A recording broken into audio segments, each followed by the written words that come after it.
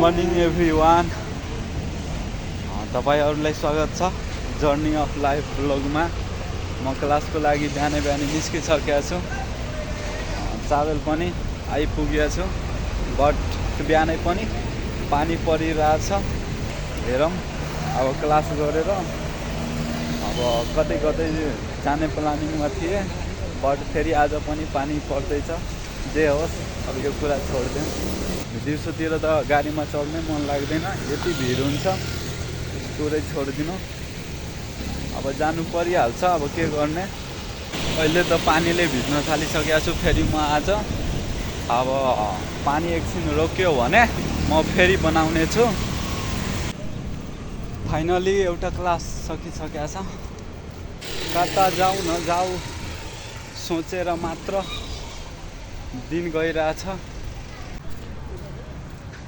काम गर्दाखेरि यहाँ नेपालमा पढाइ छुट्छ हैन, पढाइ गर्यो भने कामै छुट्छ। फेरि पैसा नकमाइकन काम छैन। जसरी पनि हाउ टु कमाउनै पर्यो, खानुमै परिगयो। अब के गर्ने, दुवै एकैचोटि गर्नलाई गाह्रो छ हौ नेपालमा।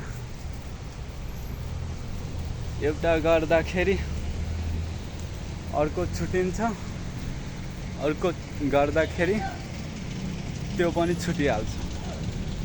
एकभन्दा अरू त्यस्तै भइरहेछ के मेरो।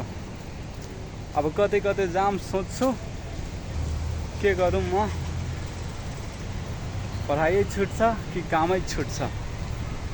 अब हेरौँ पछि अब अरू देशतिर जाम्ला। अहिले चाहिँ अब जे भए पनि नेपालमै बस्दाखेरि अब यहीँको ठाउँलाई ब्लगिङ बनाउने अनि चिनाउने। अहिलेको लागि यही हो। यहाँ हेर्नु, ऊ दाइ गाडी घुमाउँदैछ हैन, अगाडि बाटो बन्दैछ, बट यता हैन बोर्डहरू टाँसेको केही पनि छैन। सबैजना आएर फर्केर जानुपर्ने अवस्था भइरहेछ यहाँ। हेर्नु है,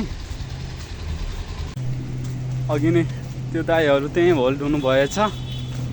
यहाँ हेर्नु बाटो कस्तो बिग्रेको छ। यहाँ छैन पोस्टहरू केही राखेको, ब्यानरहरू। त्यसैले फर्केर फेरि दाइहरू जाँदैछ। कोही यस्तैमा बाइक कुदाइदिन्छ क्या। बाटो बन्दैछ यता, मान्छेहरू यहाँ आएर फर्केर जानुपर्ने अवस्था छ, बट एउटा पोस्ट राख्न सकेको छैन। अस्ति नै मैले फर्स्ट टाइम बनाउँदाखेरि यहीँबाट म गइरहेको थिएँ होइन आफ्नो क्लास। फेरि म आज यही बाटो हुँदै गइरहेको छु। अब कहिले हो, अस्ति नै पनि यस्तै थियो। अब हेरौँ कहिलेसम्म बन्दैछ। अर्को पनि गाडी जाँदैछ त्यहाँ है। फेरि त्यहाँ अगाडि बाटो बन्द छ, त्यस्तोमा अब कसरी गाडी लान्छ। अनि फेरि फर्केर आउनुपर्ने अवस्था छ। उदै घुमाउँदैछ गाडी है। यहाँ बाटो बन्द छ होइन, केही सानो चिजमा लेखेर होइन राखिदियो भयो भने मान्छे फर्किनु पर्ने अवस्था त हुँदैन नि थियो। अघि नै गएको होइन गाडी, फेरि हेर्नु फर्केर आउँदैछ। छैन बाटो, के गर्ने।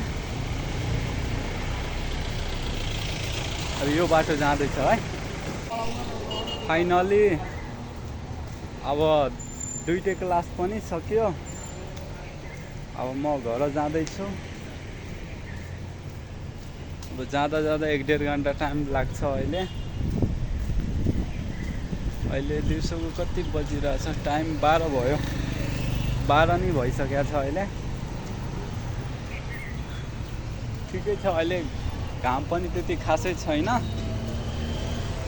हिँड्नको लागि पनि ठिक्क भयो। न त घाम हुँदाखेरि अस्ति नै चर्को घाम लागेको थियो, जस्तो हिँड्न पनि अप्ठ्यारो। हिँड्दै जिउहरू सबै भिजिसकेको थियो।